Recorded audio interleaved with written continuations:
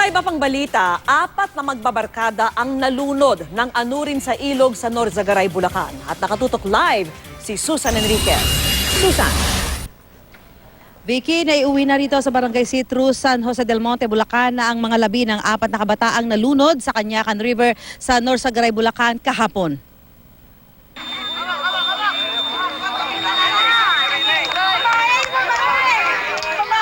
Walang sinayang na sandali ang Norzagaray Rescue Team sa pagsuyod sa Balogan River para sa 7 magkakaibigang tinangay ng malakas na agos habang naliligo sa ilog. Ayon sa rescue team, dayo sa lugar ang grupo kaya hindi nila alam na biglang tumataas ang tubig at lumalakas ang agos sa ilog tuwing nagpapakawala ng tubig mula sa Angat Dam. Yung isang kasama nila napunta doon sa malalim na area. Hindi po nila nakita na yung tubig is tumataas na po.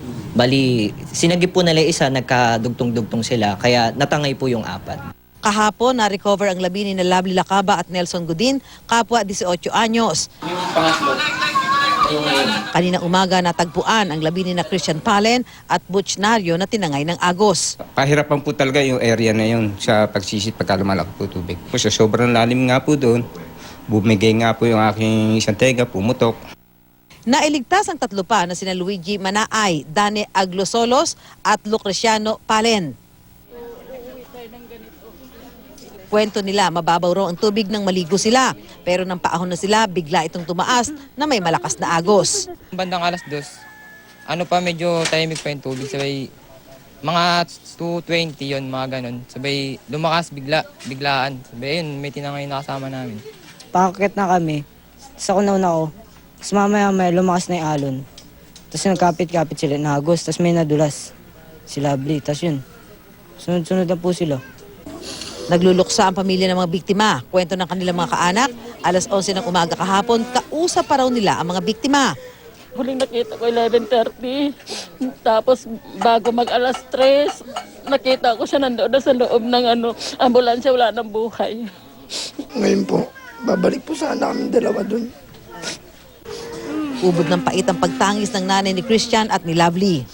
Nung nalaman ko ng pagka alas 3 na, wala na sila, nalunod na daw yung mga kasamahan niya. Hindi ko po akalain talaga, hindi ko po iniisip na mawawala talaga siya kahapon. Masama naman ang loob ng ina ng biktimang si Butch Harold. Di raw kasi nagtuloy-tuloy ang pag-rescue sa mga biktima. Nakuha ang labi ng kanyang anak kaninang umaga lang. Sabi ko sa kanila kung may pwedeng may oxygen para sisidin yung mga anak ko, wala. Sabi niya hintayin nating lumutang. Puna ng mga kaanak ng mga biktima, dapat may sapat na babala sa lugar, lalo't marami na raw nalulunod sa Canyacan River. Sa kasalukuyan po, meron po kaming nagbabantay ng mga rescue team dyan. Dangan nga lang po, kulang ang aming tauhan, hindi kaya ng budget namin. Dahil ang babantayan po namin ay 5 kilometro ang haba.